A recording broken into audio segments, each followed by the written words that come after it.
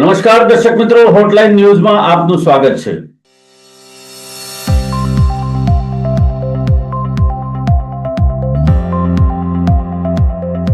આનુવંશિક રોગો જે મોટા ભાગે માનવ જિંદગીને પરેશાન કરનારા હોય છે, વંશ પરંપરાગત રીતે એ રોગો આપણા બાળકોની અંદર ઉતરે છે અને એ બાળકોને અનેક પ્રકારની સમસ્યાનો સામનો કરવો પડે છે. પરિવારને પણ આવો જ સામનો કરવાનો વખત આવે છે. આજે વાત કરવી છે એક એવા યુવાનની કે જેને જન્મની સાથે જ થેલેસેમિયા હતો. એ થેલેસેમિયા દરમિયાન એમના માતા પિતા સહિત સમગ્ર પરિવારે ખૂબ સંઘર્ષ કર્યો અને વર્ષ 2012ની અંદર વેલ્લુર ખાતે આ બાળકને થેલેસેમિયાને ટ્રીટ કરવા માટે, એને સારો કરવા માટેની ટ્રીટમેન્ટ આપવામાં આવી. ત્યાં બોન મેરો ટ્રાન્સપ્લાન્ટ કરવામાં આવ્યા અને અત્યારે આ જે બાળક હતો એ યુવાન બની ગયો છે. એના પરિવારના સહકારથી, એના માતા પિતાના સહકારથી અને ઈશ્વરના આશીર્વાદથી આટલો મોટો સંઘર્ષ કરી અને એણે કંઈક જીવનની અંદર અચીવમેન્ટ કર્યું છે. એસટી ડેપોની અંદર ઇન્ટર્નશિપ કરતા આ યુવાન એટલે જિગ્નેશભાઈ આંત્રોલિયા અને એમના પિતાજીનું નામ છે કાળુભાઈ આંત્રોલિયા. આપણે આજે એમની પાસેથી જાણીશું કે બાળપણથી લઈ અને અત્યાર સુધી એમણે સંઘર્ષ જે કર્યો છે એ કયા પ્રકારનો છે. પરંતુ મિત્રો, એ પહેલા આપણે એ જાણીએ કે આ થેલેસેમિયા થવાનું કારણ શું છે. બાળકોમાં જે થેલેસેમિયાનો રોગ જોવા મળે છે જન્મતાની સાથે જ, એમાં ઘણું બધું સાયન્ટિફિક રિસર્ચ થઈ રહ્યું છે. અત્યારે એ ક્યોરેબલ છે. કોઈ પણ ઉંમરે એ સારો થઈ શકે છે. નાની ઉંમરે 2-3 વર્ષ 5 વર્ષની ઉંમરે પણ એ જે થેલેસેમિયા ગ્રસ્ત બાળક હોય એને સારો કરી શકાય છે. અમે સુરત શહેરના જાણીતા ડોક્ટરોની સાથે વાત કરી, એમની સાથે ચર્ચા વિચારણા કરી અને આ રોગ થવાનું કારણ શું એના વિશે પણ ચર્ચા કરી. આપણે જાણીએ કે આ રોગ થેલેસેમિયા થવાનું મહત્વનું જે કારણ છે, એમાં મેડિકલ સાયન્સનું જે તારણ છે, આપણે એના વિશે પણ વાત કરીએ. તો થેલેસેમિયા મેજર અને માઇનોર વ્યક્તિ એટલે કે પતિ પત્ની, એક મેજર હોય અને એક માઇનોર હોય થેલેસેમિયા ગ્રસ્ત, તો એમાં બાળકને 80% જેટલી શક્યતા રહે છે કે એને થેલેસેમિયા થઈ શકે. પુરુષ માઇનોર હોય અને મહિલા પણ માઇનોર હોય એટલે પતિ પત્ની બંને માઇનોર હોય તો પણ થેલેસેમિયા ગ્રસ્ત બાળક જન્મવાની શક્યતા 80% જેટલી રહે છે. મેજર અને મેજર એટલે થેલેસેમિયા મેજર પુરુષને પણ હોય અને થેલેસેમિયા મેજર સ્ત્રીને પણ હોય. જો આવું દંપતી હોય તો 100% એમના બાળકોને થેલેસેમિયા થઈ શકે છે. મેડિકલ રિસર્ચ અને એના તારણ પ્રમાણે નોર્મલ અને મેજર હોય તો શક્યતા વધારે રહે. ડોક્ટરોના જણાવ્યા પ્રમાણે ગર્ભાવસ્થા દરમિયાન જ જો જ્યારે બાળક માતાના ગર્ભમાં હોય એવા સમયે ઇન્ટ્રાયુટ્રાઇન ટેસ્ટ કરવામાં આવે તો બાળકને થેલેસેમિયા છે કે કેમ એની પણ ખબર પડી જતી હોય છે. સુરત શહેરની, ગુજરાતની અંદર ઘણી બધી મતદાન કેન્દ્રો એવા છે કે એના અંદર આ પ્રમાણેના જે થેલેસેમિયા ગ્રસ્ત બાળકો છે એ લોકોને બ્લડ વારંવાર 3 દિવસે, 2 દિવસે, 1 સપ્તાહમાં એ રીતે બદલવું પડતું હોય છે. ટૂંકમાં આવા જે બાળકો હોય છે એમના શરીરની અંદર રક્તનો પ્રવાહ ચાલુ રહે છે પરંતુ બ્લડ બનતું નથી, રક્ત બનતું નથી શરીરની અંદર, એટલે વારંવાર એમને બ્લડ ચડાવવું પડે છે. સુરતની અંદર આપણે વાત કરીએ તો સુરતની અંદર વરાછા રોડ મિની હીરા બજાર ખાતે લોકસમર્પણ રક્તદાન કેન્દ્રમાં એક આવું સેન્ટર ચાલે છે. ત્યાં કોઈ પણ પ્રકારના નાત જાતના ભેદભાવ વગર બાળકોને બ્લડ ટ્રાન્સપ્લાન્ટ કરી આપવામાં આવે છે. સુરત રક્તદાન કેન્દ્ર ખાતે પણ આવા જ પ્રકારનું એક સેવા કેન્દ્ર ચાલે છે. અમદાવાદમાં પણ છે, રાજકોટ, ભાવનગર, વડોદરા તમામ સ્થળો ઉપર છે અને રાજ્ય સરકાર દ્વારા એવો આદેશ આપવામાં આવ્યો છે કે થેલેસેમિયા ગ્રસ્ત બાળકોને જે બ્લડ ટ્રાન્સપ્લાન્ટ કરવાનું છે, બ્લડ જે ચડાવવાનું છે એ ફ્રી ઓફ કોસ્ટ આપવામાં આવે. આપણે જે મૂળ વાત કરતા હતા એ બાળપણની અંદર થેલેસેમિયાનો શિકાર બનેલા એવા જિગ્નેશભાઈ કાળુભાઈ આંત્રોલિયા, એમની સાથે વાત કરીએ. તેઓ જુનાગઢથી આપણી સાથે કનેક્ટ થયા છે, જુનાગઢથી આપણી સાથે જોડાયા છે. જિગ્નેશભાઈ, આપનું સ્વાગત છે હોટલાઇન ન્યૂઝમાં. જિગ્નેશભાઈ, જય શ્રી કૃષ્ણ સર. જય શ્રી કૃષ્ણ જિગ્નેશભાઈ. જી જિગ્નેશભાઈ, આપને જ્યારે સમજણ આવી ત્યારે તો મને લાગે છે કે જ્યારે તમારે રમવાની કે ખેલવા કૂદવાની ઉંમર હતી ત્યારે તમને ખ્યાલ આવી ગયો હશે કે મને આવો ભયંકર રોગ થયો છે. તો ત્યારની આપની શું માનસિકતા હતી, શું પરિસ્થિતિ હતી? ડોક્ટરો બધા આપણે ક્યારેક ક્યારેક બ્લડ ચડાવવા જાય તો પપ્પાને કહેતા કે ના આ તમારો સન છે 10 વર્ષનો જ થશે ને પછી આ બાળકોની ડેથ થઈ જાય ને આપણે હું સાંભળતો તો હું થોડોક ગભરાઈ જતો કે શું આવું હશે બધું. તો ના પપ્પા ભગવાન ઉપર કે વિશ્વાસ રાખ કે હિંમત રાખ કે બધું સારું થઈ જશે ને હિંમત આપી ફેમિલી રિલેટિવ ને બધા સગાવાલા હિંમત આપતા મને કે ના તને કે થઈ જશે. બરોબર છે, બરોબર છે. જી, નાનપણમાં બહાર જઈને મિત્રો સાથે રમવાની ઉંમર અને એ ઉંમરમાં તમારે 2-3 દિવસે, 4 દિવસે કે એક અઠવાડિયે બ્લડ ચડાવવા માટે લાંબી લાંબી સોય વેઇન લગાવી અને પછી તમને બ્લડ ચડતું હોય, તમારા મમ્મી પપ્પા ચિંતાગ્રસ્ત ચહેરે તમારી પાસે બેઠા હોય, ત્યારે કેવું ફીલ થતું હતું?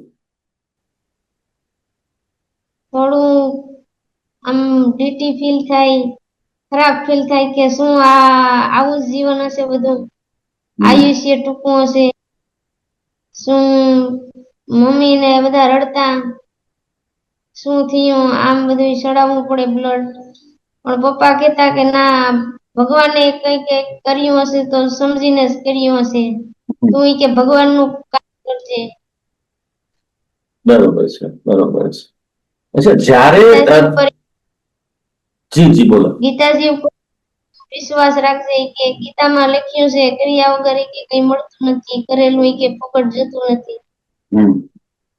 જી જી જી એવું બધું. જી જી.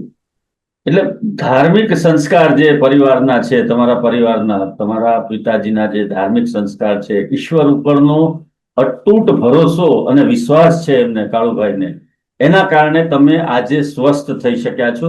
જ્યારે એવો નિર્ણય લેવામાં આવ્યો કે વેલ્લોર ખાતે તમારું ઓપરેશન કરાવવાનું છે, ત્યારે તમારી શું ફિલિંગ્સ હતી? તમને શું લાગતું હતું કે મને સારું થઈ જ જશે એવો વિશ્વાસ હતો? ઈશ્વર ઉપર વિશ્વાસ હતો? શું લાગતું હતું? તમારી ફિલિંગ શું હતી? મને વિશ્વાસ હતો કે ભગવાન બધું સારું જ કરશે, હું થઈ જઈશ રેડી. જી. પણ બધું અઘરું હતું. ત્યાં જઈ તો ત્યાં ડોક્ટરે આગળ કીધું કે આપણે કે ઓપરેશન કરીએ છીએ કે આમાં કે ડેથ પણ થઈ શકે, ઘણા ઓછા ચાન્સ હોય બ્લડ પાછું બનવું કે સ્ટાર્ટ થવામાં. આ બહુ કે લાંબી પ્રોસેસ છે કે આમાં કે તમારે આ ટૂંકા ગાળાનું નથી કે આ થોડા સમય માટે આપણે કરી લીધું તો થઈ ગયું કે આમાં કે ઓપરેશન થયા બાદ તો તમારે કે ધ્યાન રાખવું પડે કે કઈ ક્યાં ઇન્ફેક્શન થાય છે તો તમે ઇન્ફેક્શન નો બચાવ કરવો તમારે, ઘરના બહાર કે નીકળવામાં પછી માસ્ક લગાવવું ને લાંબા ગાળામાં ટૂંકામાં તમારે ઇન્ફેક્શન થી સતત બચતું રહેવું. એવું બધું ડોક્ટરે કીધું હતું કે આ ઓપરેશન કર્યું એટલે થઈ ગયું એમ નહીં કે. ત્યાર પછી શું કાળજી રાખવાની છે એ બધું આપને સમજાવ્યું. હા. જી. અને ત્યારે તમને કેવું લાગતું હતું કે ના મને ચોક્કસપણે મને સારું થઈ જ જશે એવો વિશ્વાસ હતો તમને? ઈશ્વર ઉપર વિશ્વાસ હતો? ભગવદ્ ગીતા ઉપર વિશ્વાસ હતો? માતા પિતાના આશીર્વાદ તમારી સાથે હતા? કઈ રીતે તમે શું ફીલ કરતા હતા ત્યારે? ત્યારે માતા પિતા ઉપર તો આપણે જો પ્રથમ કહીએ તો ભગવાન, પછી ભગવાને જો કોઈ બનાવ્યા હોય તો આપણા માતા પિતા. મારા પપ્પા સંઘર્ષ ને ત્યાં આગળ લઈ ગયા મને, તો હું ત્યાં આગળ પહોંચ્યો ને બધું સારું સારું થયું. એટલે આમાં મારા પપ્પાએ બહુ સંઘર્ષ કર્યો. જોકે આપણે અત્યારે જોઈએ તો આપણે ક્યાંય બહાર હોસ્પિટલમાં જઈએ તો એ આપણે વિચારીએ કે આમ કેમ કરશું ને આમ કેમ કરશું ને શું ત્યારબાદ શું થશે ને. એટલે ઘણો આમાં લાંબુ જવા માટે વ્યક્તિ અત્યારે બહુ વિચાર કરે છે કે શું થશે શું નહીં થશે. તો પપ્પાનો આમાં સંઘર્ષ કર્યા ને કે ના કે બધું રિસર્ચ કર્યું આજુબાજુ, તો ક્યાંય આગળ આ ટ્રીટમેન્ટ થતી નહોતી. અમે અમદાવાદ કેટલાય ડોક્ટર ને મળી આવ્યા. ઘણા ડોક્ટર કીધું કે ના આ બધું ઇમ્પોસિબલ છે, એવું ના થાય, તમે કે ખોટા ધક્કા ખાવશો. હમ, ને ત્યારબાદ અમારા પપ્પા ને એને વેલું વિઝિટ કરી. હમ, ત્યાંથી ડોક્ટર કે ના કે થઈ શકે છે, આ બધું પણ થોડુંક મુશ્કેલ છે. હમ, કે તમે જો તૈયાર હોય તો આપણે કે આમ ઉપર ઓપરેશન કરીએ અને સક્સેસ થવાના ઘણા ચાન્સ છે અને નહીં પણ ખરા. હમ, હમ, તો પપ્પાએ કીધું કે ના આપણે કરાવવું. હમ, તો મને પૂછ્યું કે તારી શું ઈચ્છા છે, તો મેં તો કીધું કે ના આપણે કરીએ. હમ, પપ્પા આગળ સંઘર્ષ કર્યો અને તો પછી લઈ ગયા. તો એ બધાએ કીધું કે આમાં ઘણા ઓછા ચાન્સીસ છે કે તમારું બાળક બચી શકે. હમ. બરોબર છે. ને બહુ આ અઘરી મુશ્કેલ છે આ બધું. ટ્રીટમેન્ટ એની ખૂબ તો અઘરી છે અને ત્યાર પછી કાળજી લેવાની છે એ પણ અઘરી છે. હા, તો પપ્પા કે ના કે આપણે કરાવું. તો પછી મેં પણ કીધું કે ડોક્ટર ને ના હું કે આ મારે કરવું છે. બરોબર છે. તો ત્યારબાદ બધું અને બ્લડ ના સેમ્પલ લીધા અને ત્યાં આગળ વેલુર સિટી સીએમસી માં 1 યર 2 યર લોકિંગ પીરિયડ હોય કે ત્યારબાદ જ તમારે વારો આવે. હમ, એમાં બરોબર છે. તમારો જે અ, કોઈ બેન હોય, ડોટર હોય, એનું થોડું ઓલું બ્લડ લે સેમ્પલ.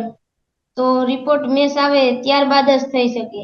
હમ, એ પ્રોસેસ બહુ ઘણા કેસોમાં હોઈ શકે કે પોતાની બેન હોય કે ભાઈ હોય તો પણ એનું સેમ્પલ મેચ થવામાં બહુ ઓલું થાય, હમ, રિપોર્ટ મેચ થવામાં. હમ, તો મારે ઈશ્વરની દયા ને પપ્પા કહેતા કે તું ગીતાજી ઉપર વિશ્વાસ રાખ. તો હમ, મારી એક નાની બેન છે, તો એમનો અને મારો રિપોર્ટ ભગવાનની દયાથી મેચ થઈ ગયો અને ત્યારબાદ ડોક્ટરે કીધું કે ના કે આપણે ઓપરેશન કરી શકશું ત્યાંનું. હમ. હલો, આવે છે અવાજ? ઓપરેશન પછી ત્યારબાદ ડોક્ટર કે તો તમે હા ઓપરેશન કે તો તમે એટલું એટલું અમાઉન્ટ કરો. ને આ બધું ઈ કે તમારે વધુ અમાઉન્ટ લાવો અને ત્યારબાદ કે આપણે ઓપરેશન સ્ટાર્ટ કરીએ. હમ, રિપોર્ટ અને બધું તો મેચ આવી ગયું હતું. હમ, તો પછી ફાઈનાન્શિયલ બધાના રિલેટિવ્સ નો સપોર્ટ મળ્યો ને હમ. ત્યાર ઓપરેશન જી જી જી. તમે ત્યાર પછી ઓપરેશન થઈ ગયા પછી તમે નોર્મલ લાઈફ જીવવા માંડ્યા કેટલા સમયની અંદર? લગભગ તમે માનો કે અત્યારે 25 વર્ષની તમારી ઉંમર છે તો 12-13 વર્ષની ઉંમરે તમારું ઓપરેશન થયું હોય, 10-11 વર્ષની ઉંમરે. તો અત્યારે તમારું રૂટીન શું છે? તમે ત્યાર પછી શું અભ્યાસ કર્યો ને અત્યારે શું રૂટીન છે તમારું? ત્યારબાદ હું સ્ટડી તો કરતો પણ રૂમમાં એકલો હોય ત્યારે સ્ટડી કરતો અને એમને એક્સટર્નલ માં ચાલુ રાખ્યું પરીક્ષા દેવાનું બધું. હમ, અને 8 યર્સ 9 યર્સ 9 વર્ષ સુધી રૂમમાં જ રહેવાનું. હમ, અ, હમ, એક કુલિંગ વાળો એક રૂમ રાખવાનો હમ, સેપરેટ. હમ, અને ભોજન સ્ટીમ કરવાનું, પેલા બનાવવાનું, તેને સ્ટીમ કરવાનું અંદર હમ, બાફીને, ત્યારબાદ મને આપવાનું. હમ, બિસ્લેરી વોટર, બહાર ના નીકળવું, હમ, એવું બધું 9 યર્સ 9 વર્ષ સુધી ચાલુ રાખ્યું અને પરીક્ષા મેં દેતો ગયો એક્સટર્નલ માં. હમ, હમ, લાસ્ટ કોરોના હતો. હમ, ત્યારબાદ થી કોરોના ગયો તે વખતેથી હું ધીમે ધીમે બહાર નીકળું છું. હમ, માસ્ક અને બહાર નીકળતા એક કપડું બાંધી લઉં. હમ, અત્યારે ત્યાં આગળ જાઉં છું જોબ કરવા, તો ત્યાંય કપડું બાંધેલું રાખવાનું, પોતાનું બિસ્લેરી વોટર અલગ રાખવાનું, હમ, જમવાનું નોર્મલ સાદું ભોજન લેવાનું. હમ. ને આમ અત્યારે નોર્મલ લાઈફ છે. નોર્મલ લાઈફ છે. જુનાગઢ એસટી ડેપોમાં આપની જોબ છે. આપ અત્યારે જુનાગઢ એસટી ડેપોમાં કયા પ્રકારની કામગીરી કરો છો જિગ્નેશભાઈ? મારે ત્યાં આગળ કંડક્ટર હોય, જે એના મશીન હોય, જે ઓડિટ કરવાના હોય. જે કંડક્ટર ઓલ રૂટ ગયો હોય તે ફરી આવે ત્યારે એનું મશીન ઓડિટ કરવાનું. તેમાં એની આખરી ઓલું ટોટલ નીકળે, સમરી નીકળે, એ અમારે રિપોર્ટ સાઈડમાં રાખી દેવાનો, કેસ લઈને બાજુમાં આપી દેવાની. ત્યારબાદ કંડક્ટર નું આગળના દિવસમાં ટેલી કરી નામ, અને ફરીથી એનું નામ કોમ્પ્યુટરમાં રજીસ્ટર કરવાનું. નામ, એનું બેઝ નંબર, ડેટ આગળના દિવસની અને જનરેટ કરી ને આગલા દિવસ માટે રાખી દેવાના. બરોબર. ત્યારબાદ અમારે જીપીએસ હોય, જે બસ રૂટમાં જતી હોય આગળના દિવસ માટે, તે બસના નંબર સિલેક્ટ કરી નાખી અને તેમાં કયા ડ્રાઈવર જવાના છે, કયા કંડક્ટર જવાના છે, તેના નામ રજીસ્ટર કરવાના ને એનું નામ નાખી અને સબમિટ કરવાના રૂટમાં. બરોબર છે, બરોબર છે. ટૂંકમાં સવારથી રૂટો જતા હોય તો નાખવાના, અને રૂટો નાખી લીધા બાદ એના ઇન્સિડન્ટ આવે છે કે કઈ અનઓથોરાઇઝ સ્ટોપમાં આવે, કઈ મિસ સ્ટોપમાં આવે, તો એને કોલ કરીને અમારે પૂછવાનું કે શું કારણથી તમે અહીંયા અનઓથોરાઇઝ સ્ટોપમાં ઊભી રાખી, કે તમે મિસ સ્ટોપમાં, તો એનું શું કારણ, કઈ બસમાં ખરાબી છે, ટેકનિકલ, કે કોઈ ટ્રાફિક ને હિસાબે તમે રાખી, કે કોઈ અન્ય કઈ હિસ્સો છે, તો એ અમારે ચકાસવાનું. બરોબર છે. અત્યારે આપણે જોઈએ તો મિત્રો, જ્યારે થેલેસેમિયાગ્રસ્ત બાળકની આપણે પરિસ્થિતિ જોઈએ છે ત્યારે આપણને એમ થાય છે કે આ લોકોને કઈ રીતે સારું થશે. પરંતુ જિગ્નેશભાઈ જેવા સંખ્યાબંધ બાળકો આજે ગુજરાતની અંદર છે કે એમને આવી રીતે બોન મેરાથી કે ઓપરેટ કરવાથી સારું થયું છે, એમને રિઝલ્ટ સારા મળ્યા છે પરિવારને, અને આવા સંખ્યાબંધ બાળકો હજુ પણ ગુજરાતની અંદર ને દેશની અંદર છે. એમને આ પ્રમાણે ઓપરેટ કરી એમને જીવનના મુખ્ય પ્રવાહની અંદર લાવવાની જરૂર છે.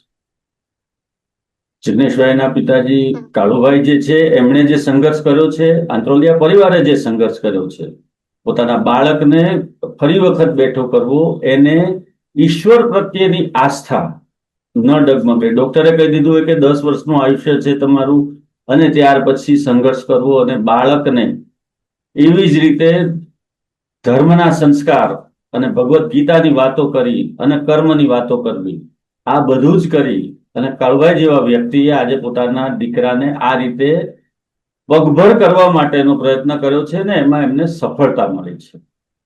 જે કોઈ બાળકોને આવા પ્રકારની સમસ્યા હોય, એના માતા પિતાએ ગભરાઈને કે હિંમત હારી જઈને કામ કરવાની જરૂર નથી. ઈશ્વર તમારી સાથે છે, ઈશ્વરના આશીર્વાદ તમારી સાથે છે. આવા સેન્ટરોની અંદર જઈ અને તમે ઓપરેટ કરાવો. રાજ્ય સરકાર પણ આની અંદર મદદ કરતી હોય છે, ઘણી બધી આર્થિક સહાય કરતી હોય છે. એના સિવાયની કેર પણ આવા બાળકો માટે રાજ્ય સરકાર રાખતી હોય છે, અને મા બાપ તરીકે તમારી પણ ફરજ બને છે કે એની થોડી કેર લેવાની હોય છે શરૂઆતના તબક્કામાં. ત્યારબાદ તમારું બાળક, દીકરો હોય કે દીકરી હોય, એ લોકો પગભર થઈ જતા હોય છે. દર્શક મિત્રો, આપને આ જિગ્નેશભાઈની વાત કરવા પાછળનું કારણ માત્ર એટલું જ છે કે ક્યારે પણ જીવનની અંદર નકારાત્મક વિચારો ન આવે તમને, તમારા બાળકો માટે, પરિવાર માટે, કે કોઈ પણ બીમારીની અંદર નકારાત્મક વિચારો આવે અને નકારાત્મક વિચારોથી તમારું અહિત થાય એવું ન બને, પરંતુ ઈશ્વર ઉપર પૂર્ણ શ્રદ્ધા રાખી અને એની યોગ્ય ટ્રીટમેન્ટ કરવામાં આવે તો એમાં ઈશ્વર તમને સહાય કરે છે. કૃષ્ણ સદા સહાય તે. કૃષ્ણ તમારું ભલું જ કરે છે, પરંતુ એના માટેના પ્રયત્ન તો તમારે જ કરવા પડશે. અને હકારાત્મક અભિગમ રાખી, પોઝિટિવ એટીટ્યુડ રાખી અને યોગ્ય સારવાર લેવામાં આવે તો કોઈ પણ રોગને હરાવી શકાય છે. અને એનું ઉદાહરણ અથવા તો એનો જીવતો જાગતો દાખલો એ જિજ્ઞેશભાઈ છે. અને જિજ્ઞેશભાઈના મમ્મી પપ્પાએ જે રીતે એને પોઝિટિવ વેમાં લાવ્યા અને પોઝિટિવ વેમાં લઈ જઈ અને એમની ટ્રીટમેન્ટ કરાવી, એ જ રીતે એનું યોગ્ય માર્ગદર્શન પણ કરતા રહ્યા છે. કાળુભાઈ પોતે પણ આવા બાળકો હોય એના માતા પિતાને મળે છે અને એ લોકોને પણ માર્ગદર્શન આપે છે. એ લોકોને સહાયની જરૂર હોય, કોઈ સરકારી સહાયની જરૂર હોય તો એ પણ અપાવે છે. એની સાથે સાથે તેઓ પોતે પણ પોતાના ખિસ્સામાંથી પણ આવા બાળકોને પૈસા આપીને ખર્ચ કરે છે.